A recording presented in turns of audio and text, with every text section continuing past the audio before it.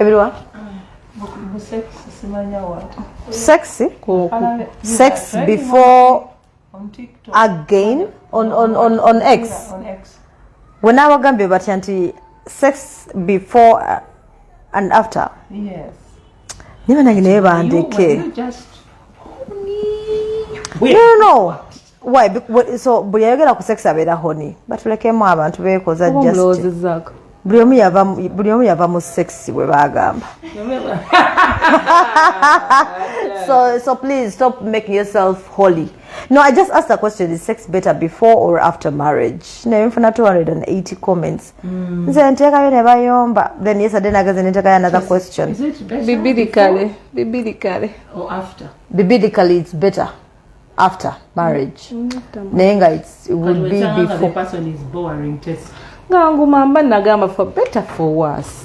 Nalamba natadde birairo. But I thought we get married to be more happier. Then I'll teach my man how to make me happy in bed.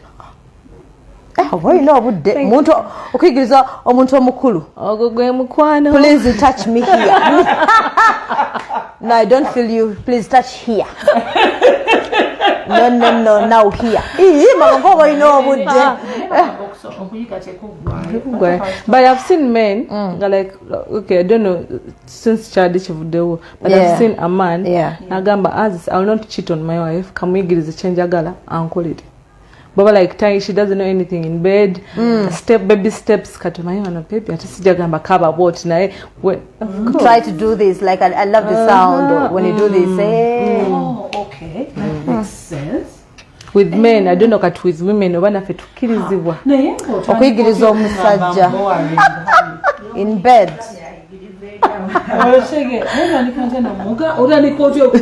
You're boring in bed. You need to touch me here. I don't feel you.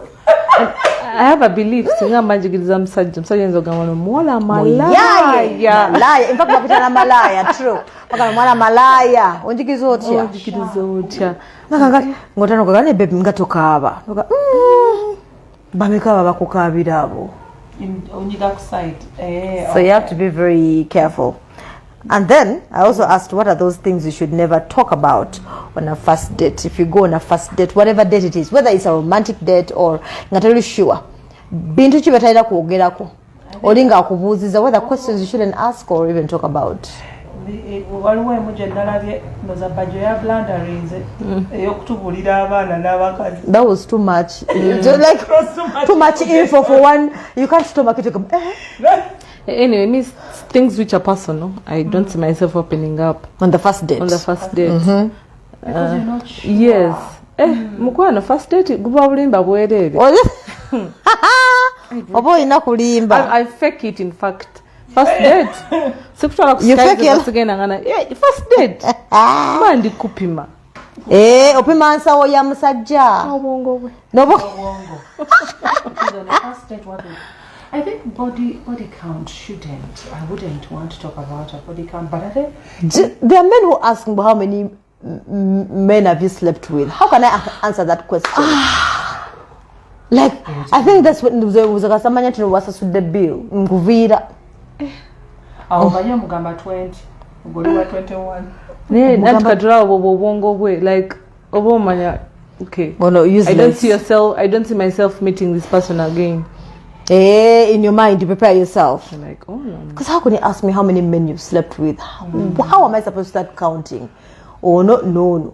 Usanga awamutu atuka yena atatuka netuko mamukubo.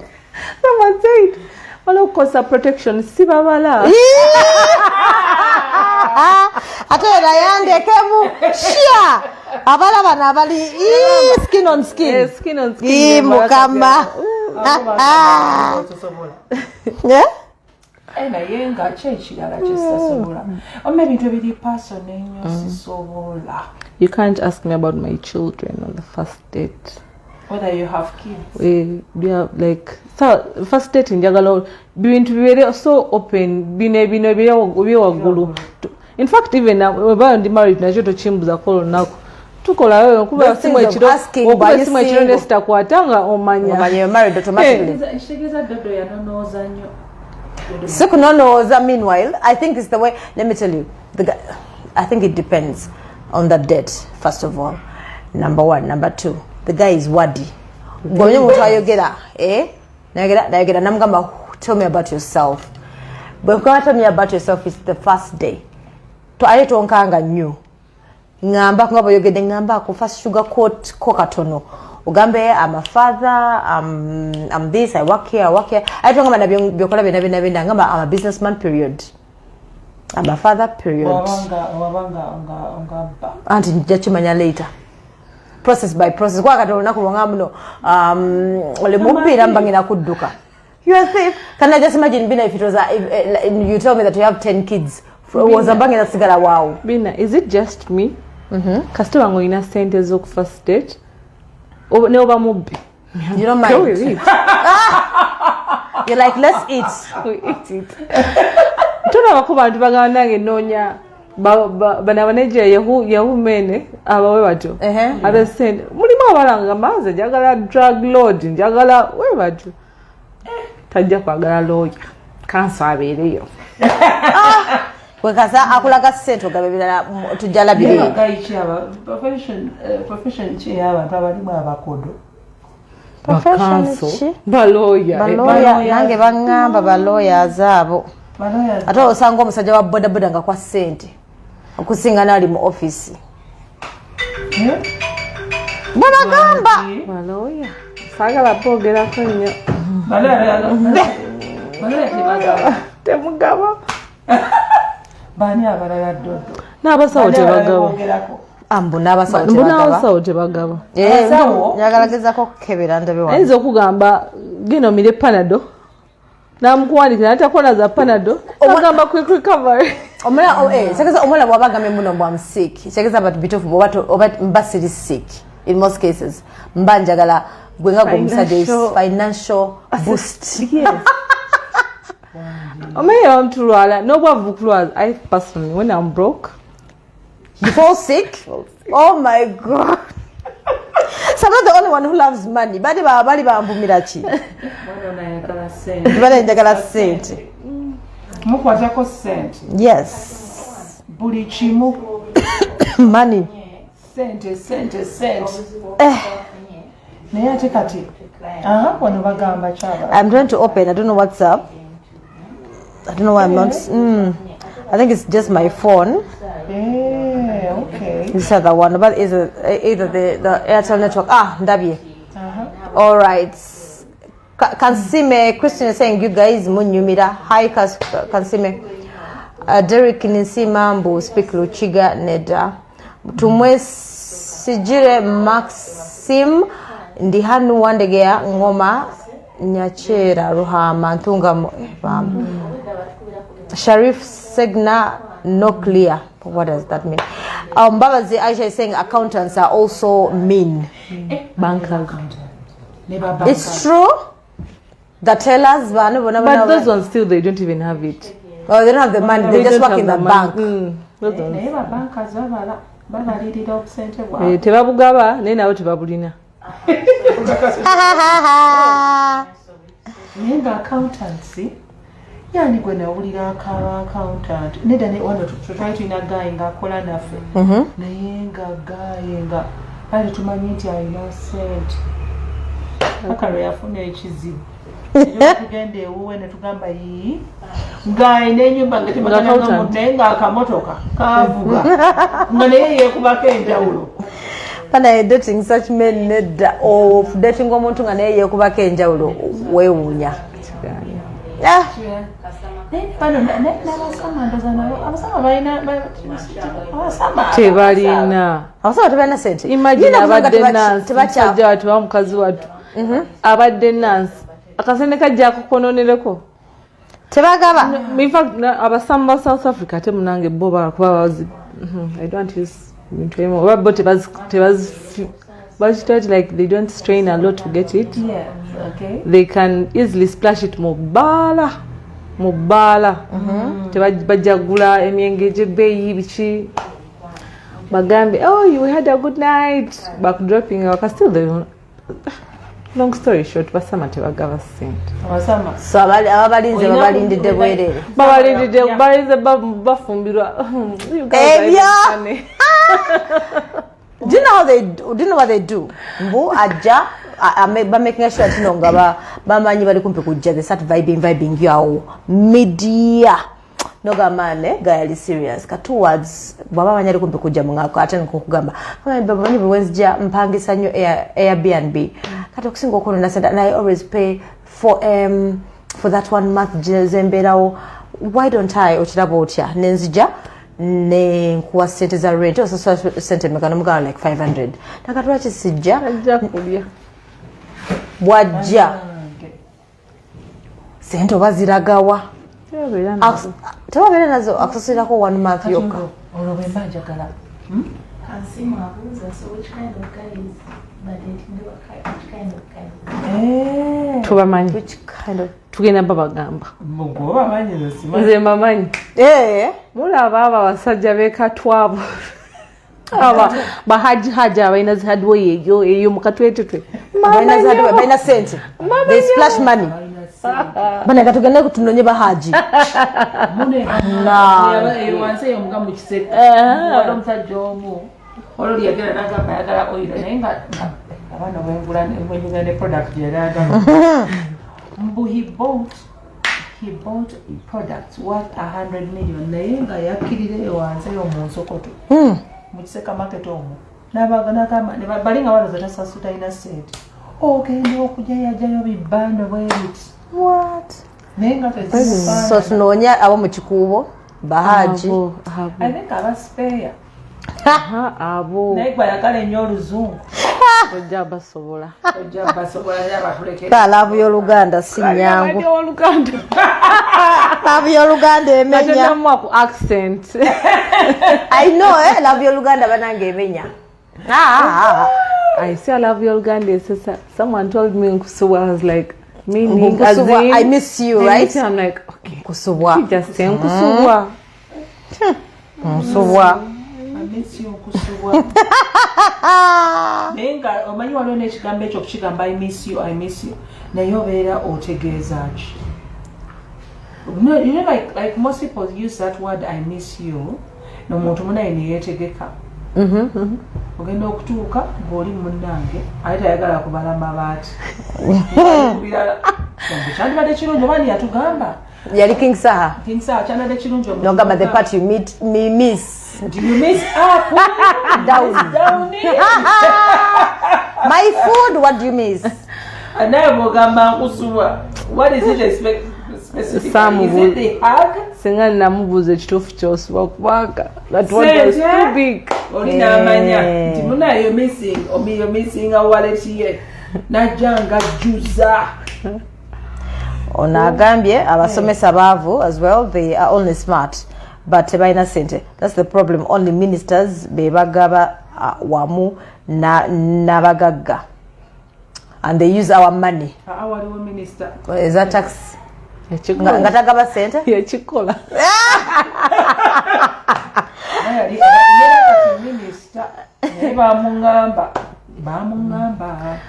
But like tulabenya abantu banje nga tumusubira obbanga alina sente. Yes. Yeah, I think at the end of I think it's not good to judge a book by its cover. Chebagamba.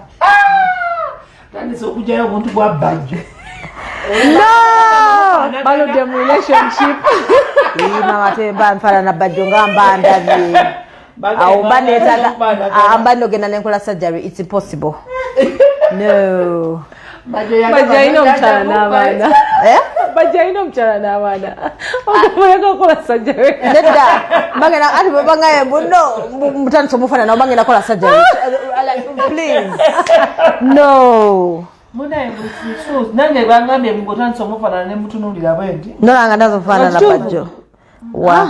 Ate kandi uzinge weight. Someone said, first of all, nyambade t-shirt echinene, number 1, number 2, ngeze nnyo.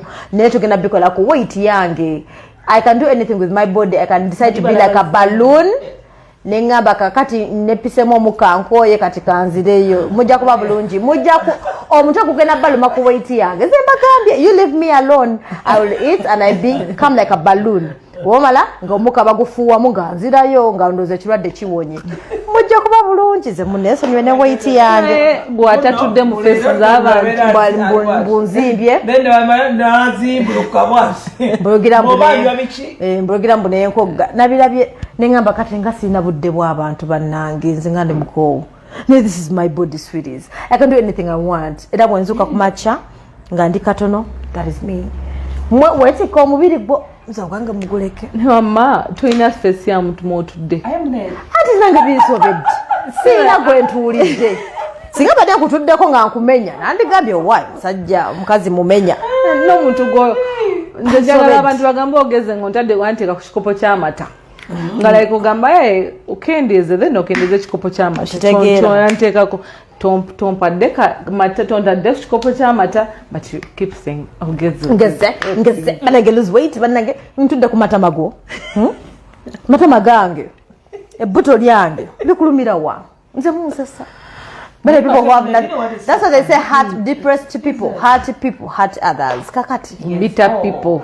People who are bitter, they hurt others. When you hurt or you bring your heart on me, you're depressed, you bring your depression on me. They ask you, who hurt you? I know, that's why I keep asking them, who hurt you, sweetie? Yeah. Who hurt them? Who can be? People are bitter. I know.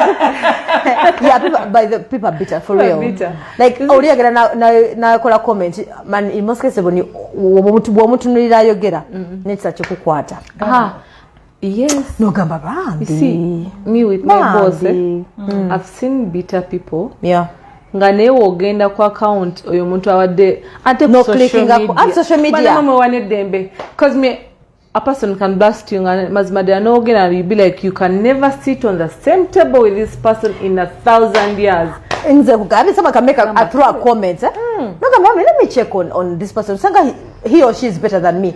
Ngeno kubibikola ko nga mukama tata nsonyiwa. Nenzira yo bulungi nesimu na I don't even block them nemuleka. I blocked. Yesterday I blocked. You blocked? Negative energy I block. Ate kibaluma gatakulaba waliwo nabajja mu inbox negayira please unblock me, I'm so sorry, I don't. There is one yesterday naleta de akafananyi. You know that girl that girl bambikenda bidira keba omusajja yakare mukazi yamure pinga kati akana kenatadeyo bambi kampi cha mami ikose kama itata wako. You know somebody na alabayo video ku TikTok. Ndina akana kayigiza bambi okola kyo okusenya. Wakalabye and then what happened? Girl is cute. Kale singo mubbi amanyi yaleko. Aya mmoto omuntu eshoshi tebafuna mikisa. Auntie, they are bitter. Abantu bafuna mikisa abanga ali eyo. Ajajinga yatuka nasanga omukazi nga talina kintu munju. Chiyakola na lyoka namukozesa. Nokozesa omwa. Someone went kugundi ku TikTok angane mukazi gwe wanta masiku agala. Boya gambi bitter. Never bitter. That's why I keep telling them I love her. Kati atokumanya they are bali ngana kweza kigambo ekibi. Negeze ku TikTok okebera gayi. Bwe batyo. That person is different. Oh my God, he looks horrible. I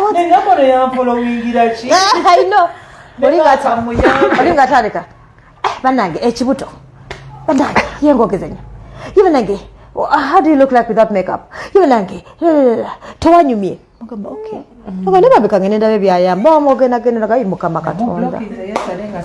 Mugamba kama nsonyiwa.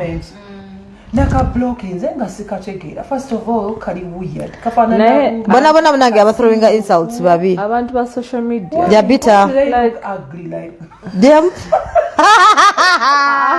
We shouldn't call them ugly. We should say they are different. Banjawulo. Nae like chikujjako chi being nice. Like post yangu obatonsi don't like it. So let me tell you, bagamba. I always tell them. That's why I keep thank you. So I keep telling them, me, even though you throw a bad comment, I don't care. As long as you don't talk about my mom. No, it's okay. As long as you don't talk about my mom, daughter ingizam family I don't care. And I don't care. Because when I'm buli omuntu yali athrow nzeko comment wallahi mulenzi muwala. Again ever since when I take an they look funny nembwa enyirira bafanana batya you look at them nogamba you're kidding me but why you're the one abusing me no like and you know like you be bitter no throwing your bitterness no we don't like techikumalira you feel like you want everyone sad. I've seen people who can hate you for smiling, for being a happy person. Sometimes I put up a post nogamba self-love. I love myself. No love. Tewamanyi kigamba self-love kyekitegeeza about what it means to love yourself. You look at comments nogamba people just don't like happy this people. So bad. Olaba wano Zari yali happy ne bawe Shakib. Yes. Nezijukira waliwo like comments nasomanga post ya Shakib ne Zari.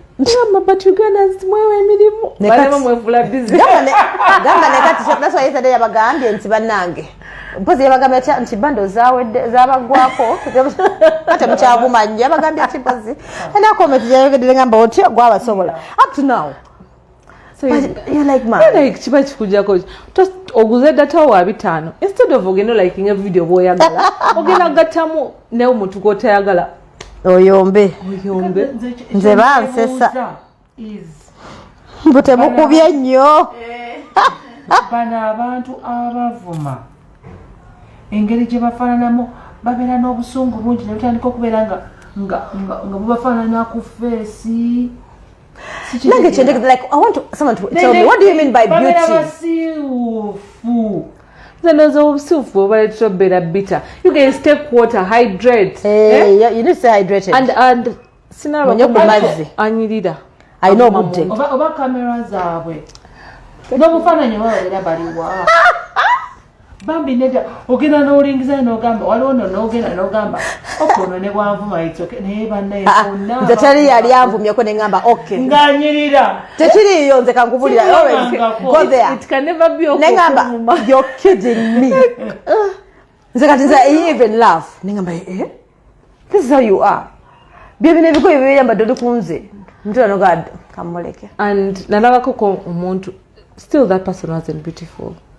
Naye yali class y'abantu best asubiro y'omuntu kwogera bigera. And I was shocked. I was like but the book of mine narabira ngamba no wonder because I met this girl in the toilet ngebigambe bimuvaamu ngamba what the name you guys I just left that place. I know. I'm like either I'm with a very very wrong group saweyo kubanga omwana byayogera. I'm like oh god. Girls can be sad, girls can be bitter. I know. But who really hurt you? Who broke your heart? Hydrate, please. Drink take water. Take water. Will help.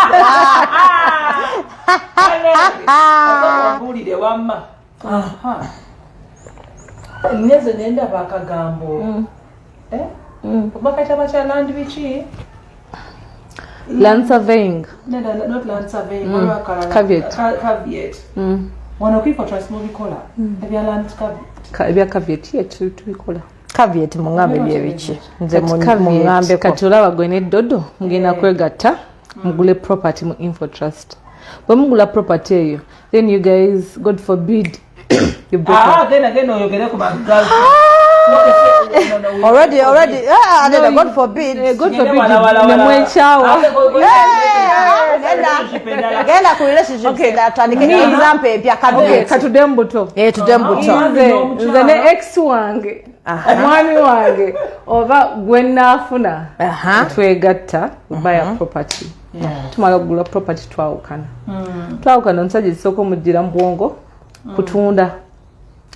Sirina kyekimanyiko mukazi wattu naye like I have nina title yani ngamba niyo namusajja watunda nga simanyi so what I do since naliko ku ndagano njagenda nga mu info trust bagana nsa ku magezi nkoze nti omusajja no butatunda property no nina abaana ninachi nga nyabugamba lwaki tusiba ku caveat kati bwetumala okugata okusibako eyo caveat in case that guy is to sell abana wetagisa okubeerawo to sign ukitegera you can't do it mu bubbaye kai can't mpulira kati gwe atali mulamuzi mu kikola mutya mu land board mu ttaka eso mubayambako ne mugenda ne mukigobera ku sente ezammwe kuzize omusajja abadde agenda tunda yekka ali yekka kati kufuwe nkusabaze nkusabe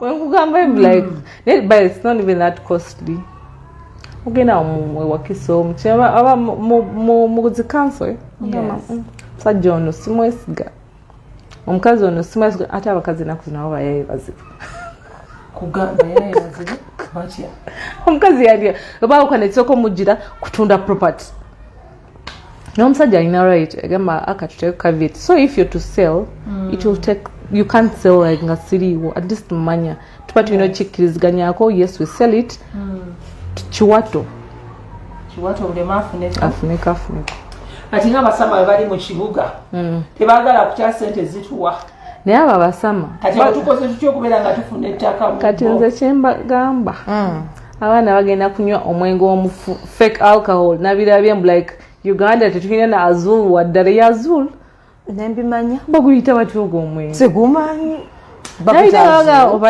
azul naga fake famaika agamba bamuwe azul oba azul fake famaika mulimba wa bitusolo lukasimanya wa azul naye sirumanyi sibimanyi nze ndi wamazinaku itekwa atekwa okwa kati mugenda ezo sente nga mwaka jja kwandi nze mbagaliza mugenda temugeza ne munywa sente ezo ne muzimala baana mwe nga temufunye property mu info trust eno festive season ate fe tutwabagadde nannyo bwogula tujja kuwayo shopping voucher at least ogenda ogulemu ogwo omwenge ogenda ogunywera ewaka shopping voucher jeziriyo weziri zokondageko sha so if I buy land from you people mumperako ne shopping voucher if you buy land tukwa ne shopping voucher that's beautiful shopping voucher nga buy land near 2.5 million gula mwatu no bali serious balina nno clients hello really short yes Bianca space thank you ma but I'm on a live kuba bichibiro Nyenze mu video weruva. Mwana muwalo. Obaliwa. Nyenze mu camera. Oli mu camera ndala. Camera ya Snapchat. Alaika ali mu Snapchat oba. Camera ndala gyobaddeko. Aba tuli upside down. Bana baby wange.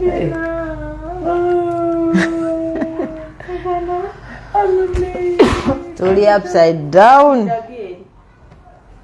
Eriwa banange muli mutya abali eyo buli omukati asiriza aliko Bina banange okay so kansome ku comments nga bitulinze Bina tunine Tessie the black chocolate girl Lucy Sharifa is saying Zari yabalaba omuntu ali yagamba omuntu ali muvuma omuntu ali muvuma dikko nga mulungi abamuvuma nga babi. And then Shadia Umao, you're saying mutuwe ku love tips banage mwekera utugeya.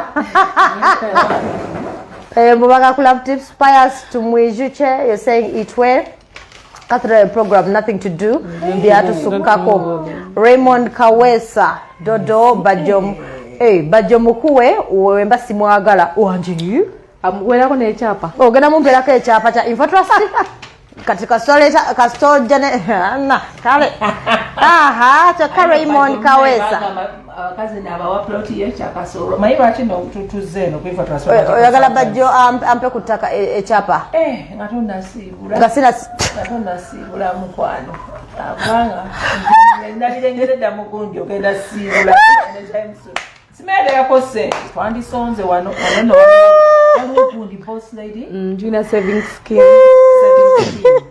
kati kwa bili agabba Bajjo gamtera kusimu buli lunaku asibu kana kwachi Bina wagabe bukana wazunda kubaka Friday ndo wagamba 1 million a week was kana kubaka Friday kwakese nobyona neka Bina ndondora bananje ko sente zawe not every day sibanya bazawo baddeyo every ndoza naye yekengera gamba naye gundi ayita mimi no musajja wowango otandika okwana omuwala toyina kwekengera sigera ng'opika ng'otekamu Ye wagambye 1 million a week. tanaziweza tanaziweza a week taziwera kati akandoza last week akyabala 1M ya shopping ne ya date nayo oba gye yagibaliddeko last week simanyi kyogamba okuba otwagenda ku date 1 million gye yatuwa yazzemu kuweereza 200.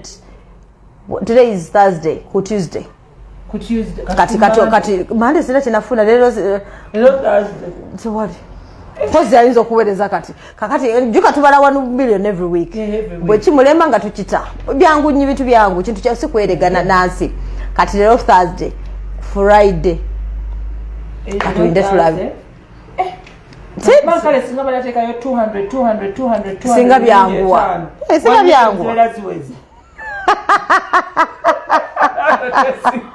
Well, only high maintenance.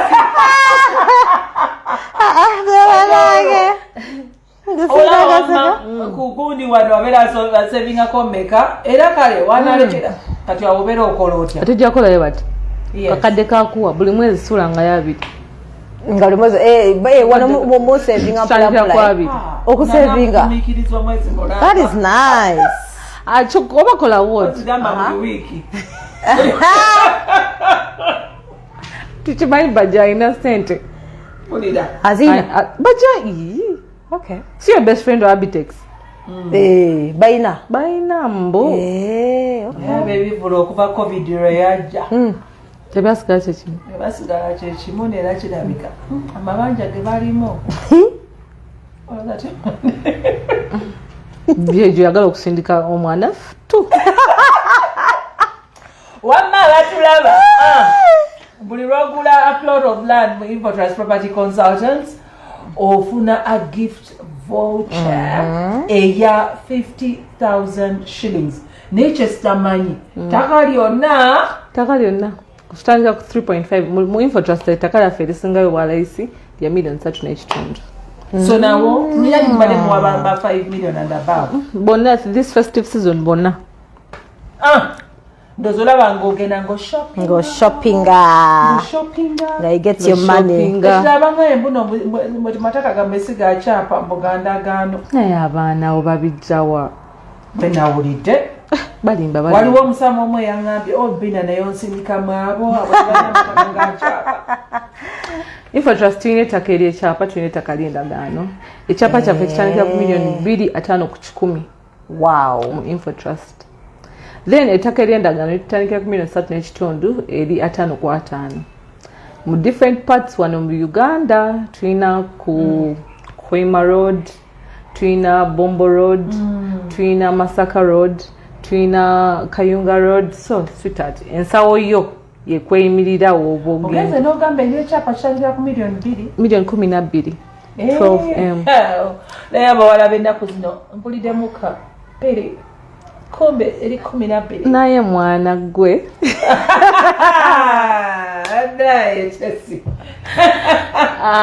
so what makes you different from others abatunda amataka lwako kati nasanze waliyo bantu bangi bonera bali ku social media you see Bina your brand we can't drag a person like you singa ebintu byaffe bibadde biri tebiri clear so ourselves Infotrust we believe we are also a brand so tetugenda kujja eri ate twebuzeebuze tukole bati and I'm sure abantu bangi awali ku live they have bayiseeko ku mikono gyaffe ayinza obbanga like abadde ku boss lady saving scheme ayinza obbanga ayatugulako kettaka tuzimbiddeko abantu bangi so really and we believe company yaffe okusinga yabakyala eyambi nnyonyo abakyala ate ne wano ojja okusangawo omusajja mpozi mu field niye like okusinga abakyala bera abakyala si babbi bitabuse okay abakyala si babbi ama muli babbi tetuli babbi okay ono agambye Mbabazi Aisha Dodo Bajjo omwekuliramu emulago Norbert saying Infotrust. Yes, we are at Infotrust, Norbert. Yes. Rita Kalyango saying Doreen Mukwano Salawo n'omutima gwo abakazi tebaagaliza oyo Bina omuwulira n'enjogera.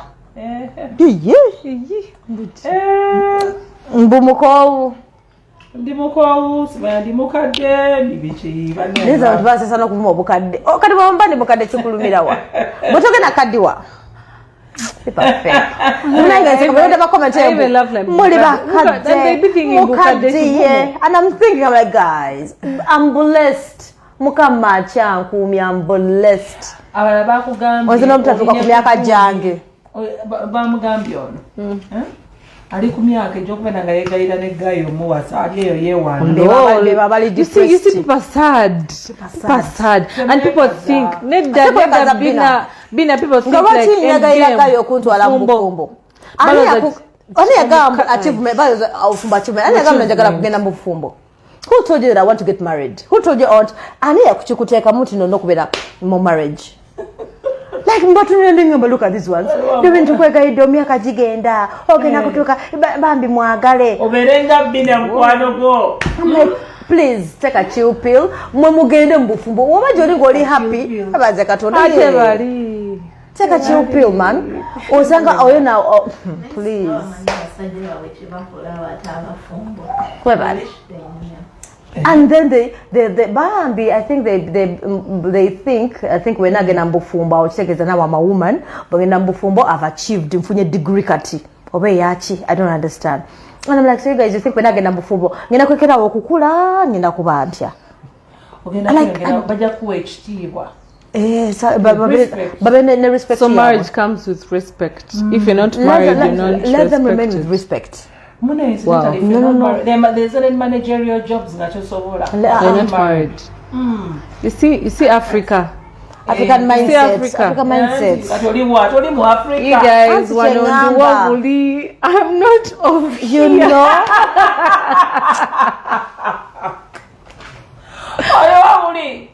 You're not of here. Chiringanga abantu mule edda before COVID nga abantu bafrantinga nnyo how they have property, you know, which was a good thing to have property. Na ye mu lockdown bategeera nga tewali bwoguza mu property nga cash yetegeeza nti olichi. Shadia is asking, do you have land at Mitiana Road around Buloba? No, Shadia tebaina. No. Buloba Bagabye Mitiana Road. Walo eyambuza Namayomba ne Nakasajja. Mbuza za ndagano Namayomba chapa. Nakasajja ndagano. Nakasajja ndagano. Okay. Namayomba chapa. Namayomba looks good. Really? Where is that? Remember that's on Hoima Road. In fact, summer. It gives Arizona vibes. Is that good? Yes. Really? Yeah, we should get a day. We do like a picnic. Thank you very much. This looks good. Wow. But the name. The views. Onali kulinya kadogo gwapangisa abantu kulwelinya no.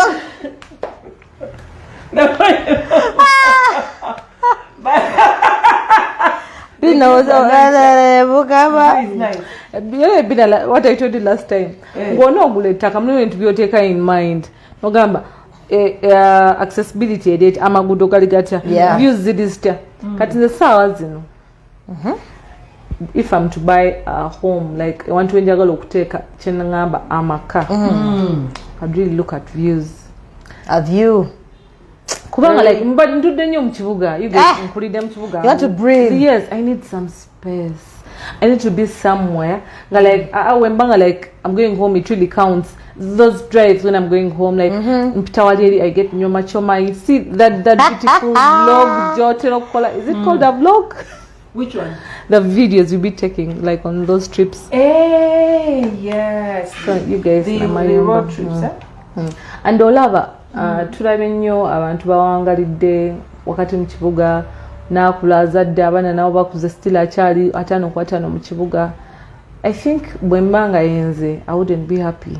Mama wange mubeera mu kifo. You know, ate bamama gye bakoma okukula abayagala some space. Wanaalya wali ettooka agambe banange kino ekitooke nze yakyesimbira okitegeera. So aba ali waka ewagazi obulungi agenda kujja wali nga ttooke taliguze. You know, in Kampala we buy ndagala like ndagala. Yeah. Yes, mulimu yebe twalekeraawo lockdown yatuyigiriza na tusimbe ebitooke. Mwasimba Naye kati dodo gwonyumiza nendalabye wali kunyumiza atekesi nenetumiikiriza ku date agamba akana kabani kyekakalira wali mukibaliwamu ebintu nembonabonerawo olaye bagamba nti onawedde anzise that cutlery part killed me. The cutlery bit, man. Musajja agamba fachi nabyo sibimanyi. Right? You know what is so funny is that Dodo yamugamba The Amara Girls Initiative ekutusako the Global Conference on Girl Child Empowerment ey'omulundi guno wansi w'omulamwa ogw'okusitula omwana obuwala okusobola okukyusa ebiseera eby'omu maaso. Olukuŋŋaana luno lujja kubawo okuva ng'ennaku z'omwezi 23 okutuukira ddala ng'ennaku z'omwezi 24 omwezi ogwokusatu 2024 awo ku Woodbine Banquet Hall esangibwa mu Toronto, Ontario. Okwewandiisa kugenda mu maaso kati era ng'osobola okwefunira early bird ticket okutuusa ng'ennaku z'omwezi lumu omwezi ogw'ekumi 2023 ku $350 eza Canada eri abava mu mawanga ag'ebweru ne $250 eza Canada eri abayizi abava ebweru. So ng'ate ebyensula sako n'okulya buli kiro zijja kuba $200 eza Canada. Abagenda okwolesa okuva mu mawanga ag'ebweru zijja kuba $8 eza Canada. Weefunire kati early bird ticket ku miwendo egisaliddwako. Tosuba okwetaba ku lukuŋŋaana luno nga weefunira tiketi y'olwaleero. Okumanya ebisingawo genda ku www.theamaragirls.org oba okube ku +147 nti it's okay ena agamba anze njagala kuliisa nemugamba nange nemugamba nenkoko ejja kuswaza n'alemerako nga fooko agikutenga ekitiyo kati agenda kundiisa n'aleetako akambe agenda kunfumisa akambe yo namugamba tubireke tugenda kuliira eri ku bbali no njagala kuliisa poza ampita mukyala we annange Chala Bajjo omugole. I like the way he called you baby.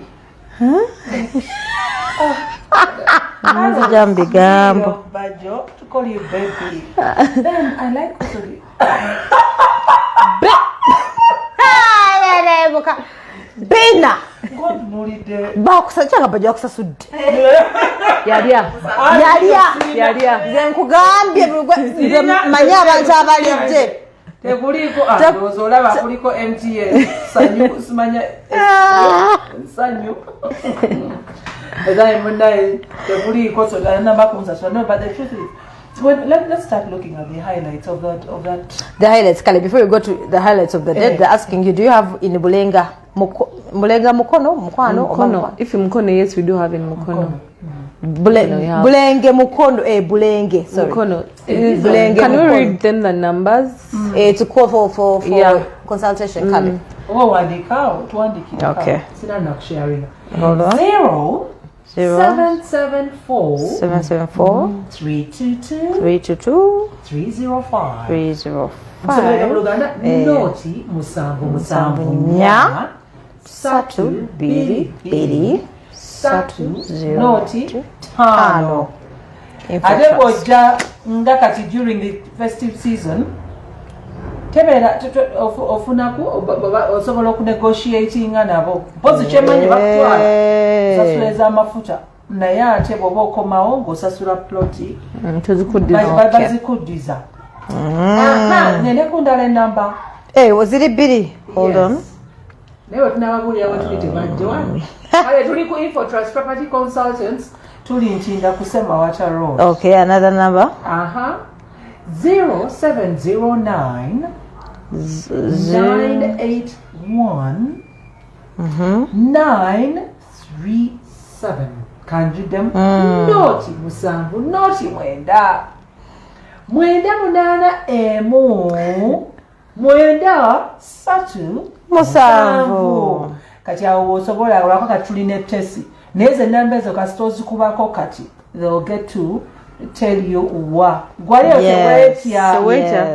teweetya mukwano teweetya tulina ettaka kutandikira ku milioni 3.5 maama ng'ali eyo mwana ng'ali ayagala kusetolinga maama we the time is now usually zino festives tugabiramu no offers ddala because it's more of like giving back. Yes. Kati sawa zino otugulako ettaka kutandika ku milioni 7 kudda waggulu tukuwa half bursary. Hey. Wow. Milioni 7 kudda waggulu half bursary. School fees yafuuse yenkanani. Yes, nekirala like nga batuli mu festive season we tend to forget those things.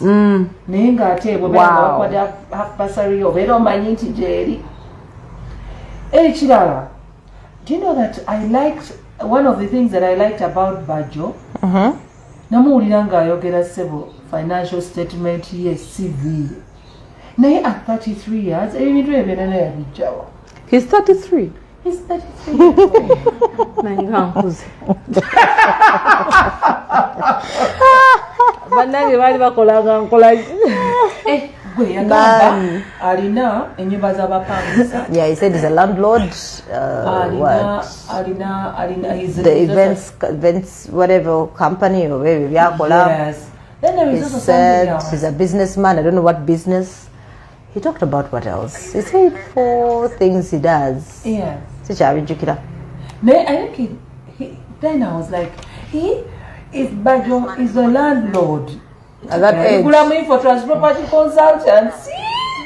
Oba byali byabazadde be. Semanyi. I didn't get into those details. He's 33 years old. He's 33.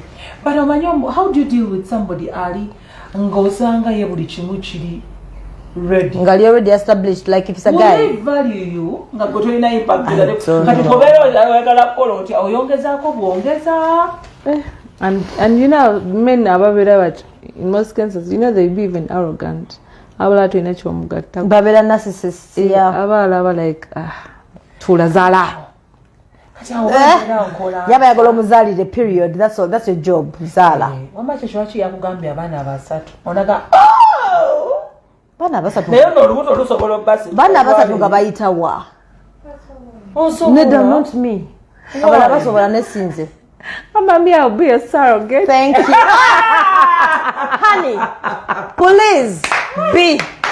I'll look for that money. Be your surrogate. I will look for that money. Mama, then kugambye. Yes, I'll look for that money. Yeah, please be my surrogate. Oh, please. Oh, Chiwede. Chiwede.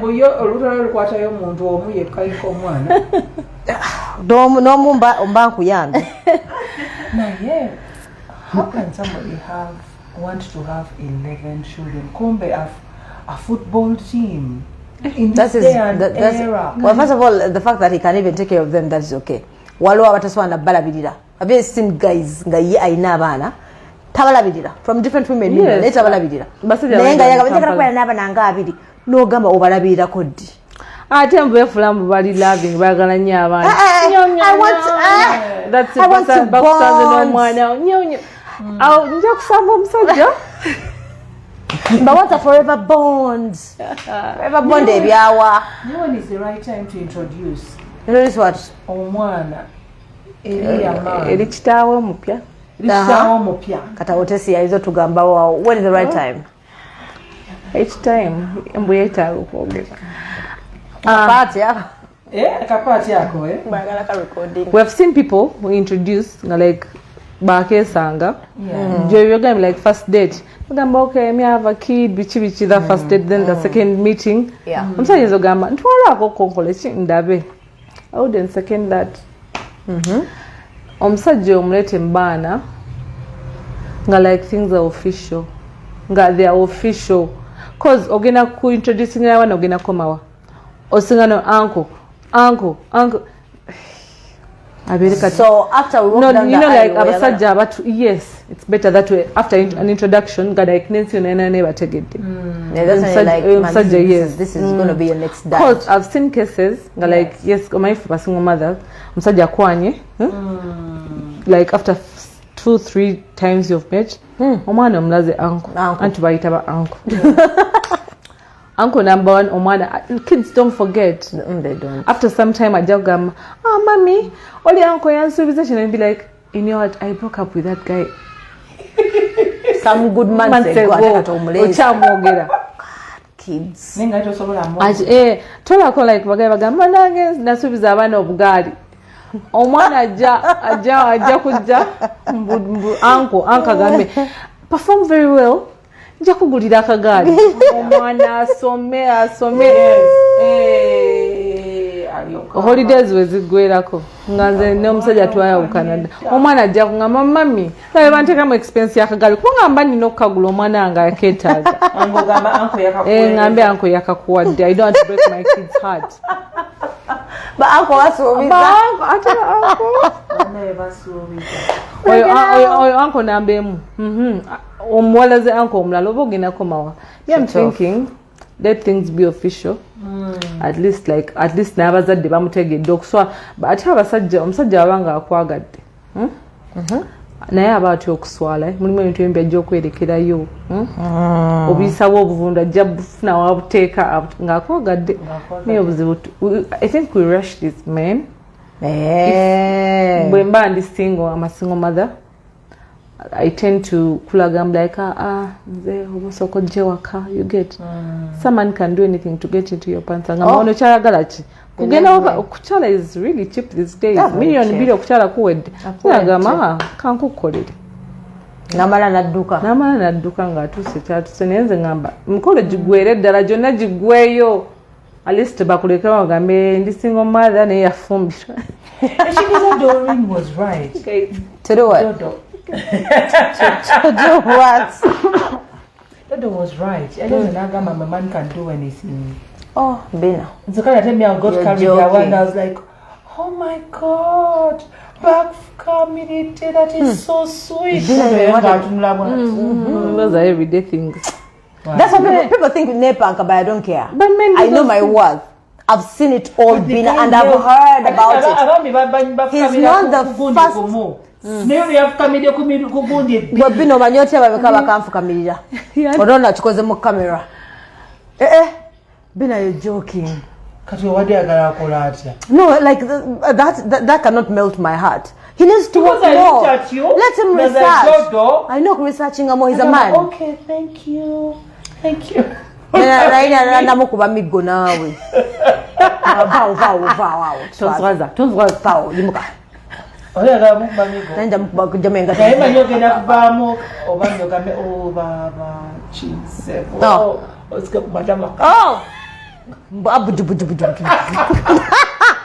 Are you an African living in the diaspora, America, Canada, UK, Australia and Germany? You're still working 2 to 3 jobs, working long hours, overtime, weekends and holidays, no time to spend with your family? It is time to take charge of your life. Introducing online business. Work from home or anywhere in the world. Spend time with your loved ones as well as working at the comfort of your home. You don't need any experience. We have coaches to take you through step by step. Don't be skeptical. This business is legit. For more information, visit www.d-flax.com or WhatsApp or call on +1 925 214 3563. Online business. Your highlight, Vanna. No, Nelly, don't be my highlight. No. The only highlight was the thought. Still, I'll talk about the thought. At least the view in the evening was a bit breathtaking. Just a bit. The lights, when you look at the lights. We were at Serena Chigo. Hey. But everything, like I was reading people's comments, like even on YouTube, people were like, Banange. You need, if you want a date, how to impress a woman, he would have, to prep, he would have prepped or Googled. I don't have to come to you. You want to impress me, and you have nothing in your arms or hands. Not even flowers? Yeah, I'll come with a flower. But he tried Wama to hold. No, that is not one. No, I've been, I don't be yet. si kye tugamba. Come up with a sweet, something. Energy, like sweet. You had already given her 1 million. No, that is different. Tazamala na kumala. Tazamala. You were saying, you're going Judith had yakugambwa no makeup is expensive. Foundation go kozesanga mukama andaba. Foundation katono nyobwe katindo. Ka 300 Bina. Sewa wakwata oneka kati ochaka ina wakwata katini ne wesiga. Ndera kitakamala kati foundation oye kalika lipstick wameka 150. I'm serious. But lipstick te yasigala o. Akalenga to chaka ina nempale. Akalenga nempale atende zigwawo chinuma natuna kusente zange zinuma. Mwana go wa enviri mtwalo 10. Ati nezigoma kakadine kagwawo chengamba.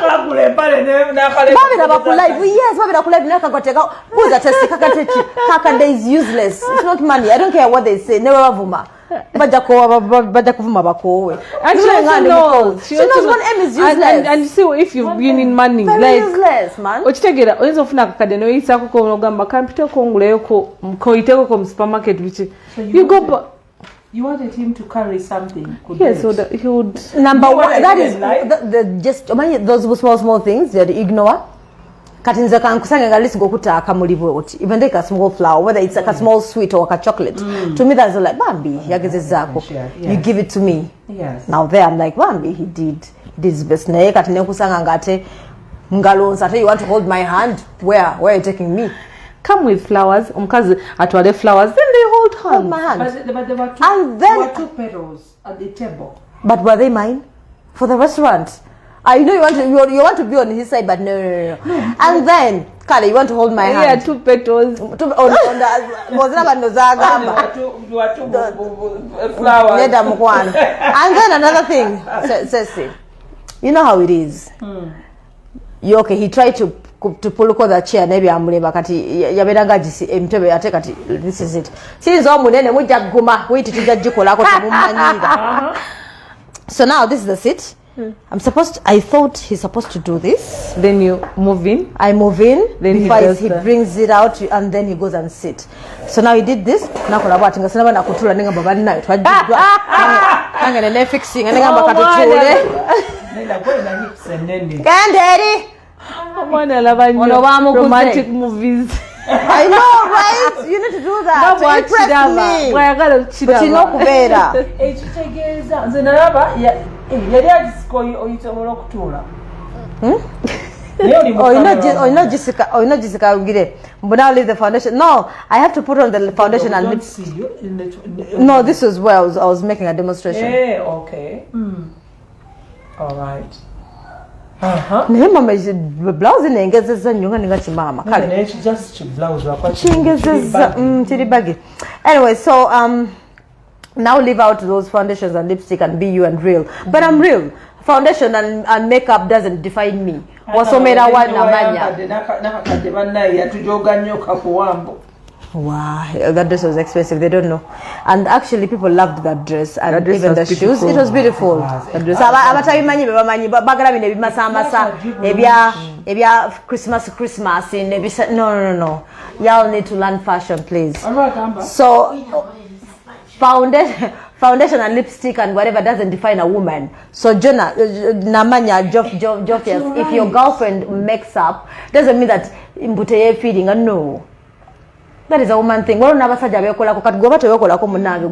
You're that is up to you. Supposed to come with you do you.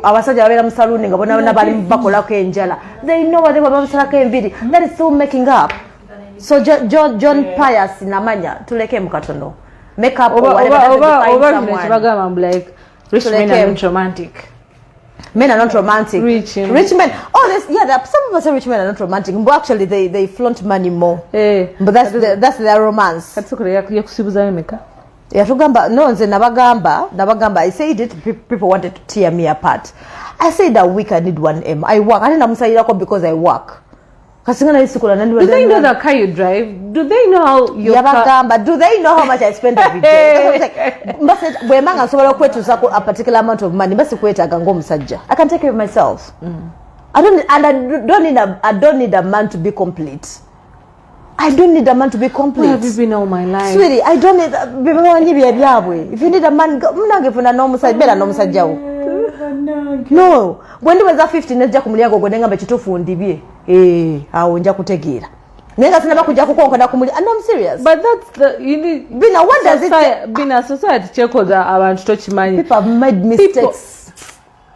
Banange bali mukunjo gena emyaka jigenze banange ndibye. Bano bayo saa zino mama afabe usanga mama wali mu nyumba yeka. Teyadiba ne yadiba awe na bavuma abunga bavuma mama abayinzo banyumiza kitayo bya bayisa so they want us to do the same things. Let us take our time. Society doesn't define kuba saa no still mama we ali mu nyumba bobola banga nkukadiye ko kasasiri ku lujalo siri mu nyumba yo bola banga ndi mu myaka ana kugongola ba yawo mukazi mu myaka ana mu 5 okola ki ku lujja lwange ndi mu lulwo ndeka let me be bawulidde bebamanyi akitegedde tobazzaako mukono. Lucy is laughing. Live from Eldoret, Kenya. Eric L. I know Mugisha Bernard asked Washiga in Kabale time taken to get 1M. And then I have by Mugisha, you were extremely smart, Doreen. You deserved 5 million per week. Even flowers. But Bina is against Bajjo, by the way. You deserve the best, Doreen. 2024 big wedding, Bajjo weds Doreen. Here asks come on, nog. What was a demo wedding? Mwaka ki? 2024. Bajjo weds Doreen.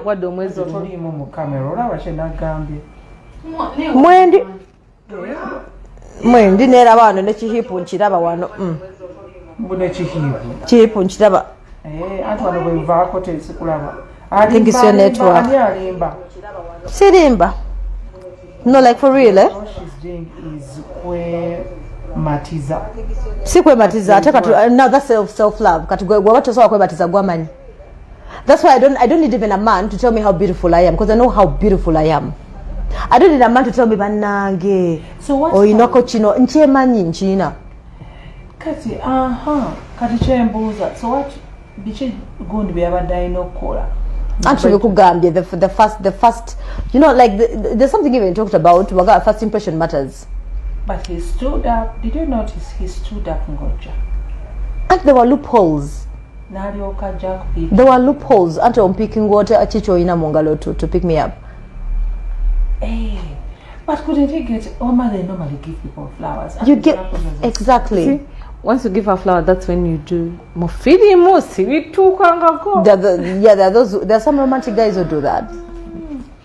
Then over the balcony was so plain.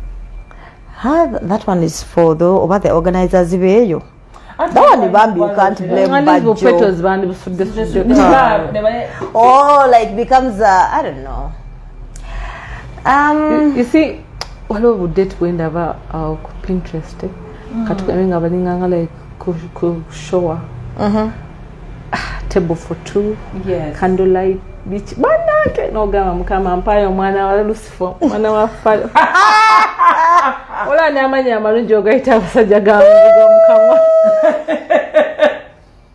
You know, they should have put over petals down. I think they lacked the thing being romantic. But Abasanyu Kampoze only see cameras around, and I was like, and they were live on TV. Can you imagine, Bana? Were you guys live? I didn't even know.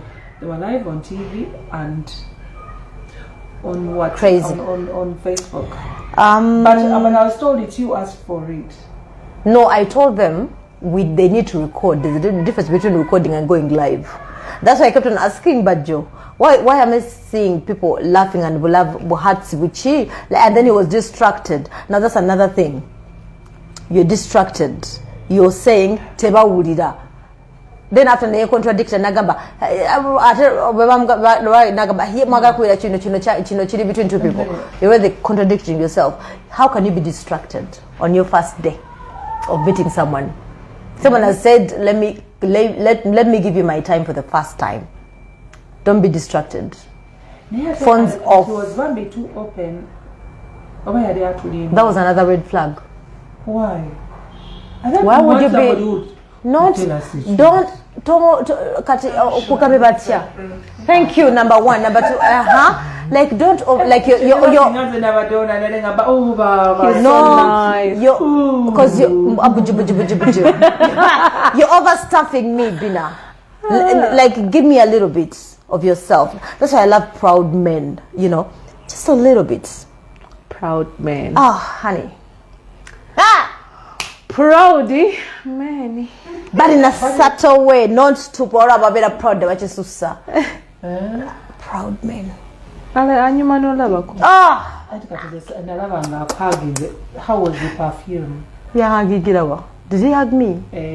Where? You didn't even feel the guy hugging. We are hugging. What do we have to admit? Wait, hug you, wait. Hey, you hug. You hug, Bina. So how do you feel? Bina told me. Bina told me that I'm not going to say that. I'm going to say that. But like not in a bad way. I swear. But yeah, but he wasn't. He wasn't. I saw him on TV. Say, maybe. No, Bina, I don't know. You know a good perfume, you don't need to hug me. You know a good perfume, you don't need to hug me.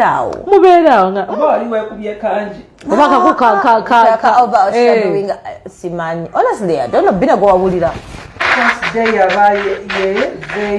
enyuma sebo nimbebiche enyumba first day nyumba dodo olina faayi kwe nine ekisambi kiri wanage kimenya naye ngenda kijjako power ne hipu whatever it is singa chifira ko I just want that. Then find your level.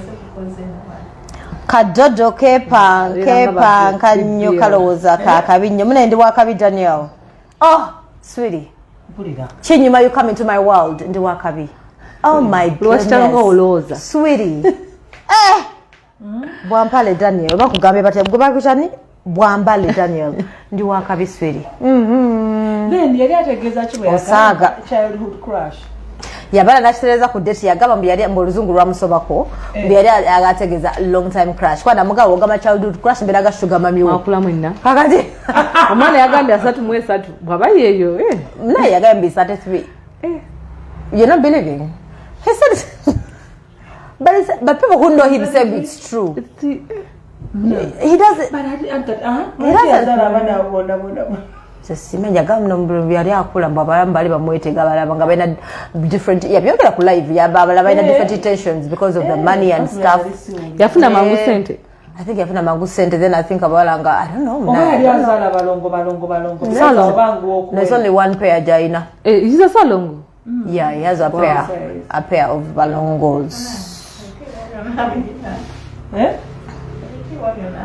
Bina salongo Nabadodo wofuka nalongo. Oh, mama.